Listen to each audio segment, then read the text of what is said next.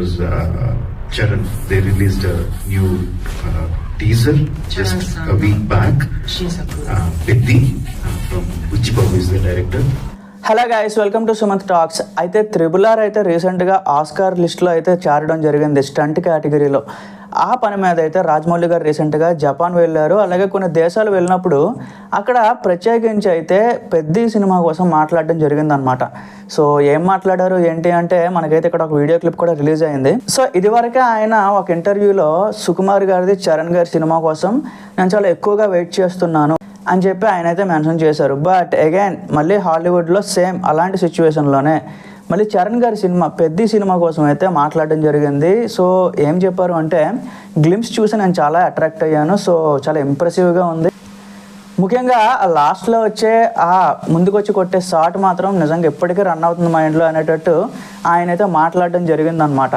So అంటే maybe అక్కడక్కడ కొన్ని రస్సెస్ కూడా చూసినట్టున్నారు ఆయన, అందుకే అంత ఇంప్రెసివ్గా మాట్లాడుతున్నారు. ఫ్యాన్స్ చూసిన తర్వాత ముఖ్యంగా ఇలాంటి లెజెండరీ డైరెక్టర్స్ నుంచి వచ్చే మాటలు ఖచ్చితంగా కొన్నిసార్లు ఏంటంటే నిజమవుతాయి అన్నమాట.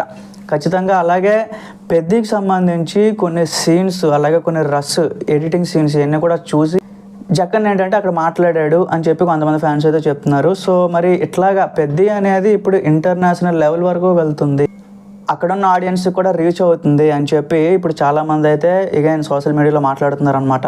అది అలా ఉండగా ఇప్పుడు ఐపీఎల్లో కూడా చాలా వరకు మేమ్స్లో కానీ ఏ టీం గెలిచినా ఇక్కడ కూడా ఇండియాలో కూడా అదే లెవెల్లో ట్రెండ్ అవుతుంది అనమాట. బుచ్చిబాబు ఏంటంటే ఒక కరెక్ట్ టైంలోనే రిలీజ్ చేశాడు అని చెప్పుకోవచ్చు. కరెక్ట్గా ఐపీఎల్ అయిపోయిన తర్వాత రిలీజ్ చేసి ఉంటే దీని తాలూకు ఇంపాక్ట్ అంత ఉండేది కాదేమో.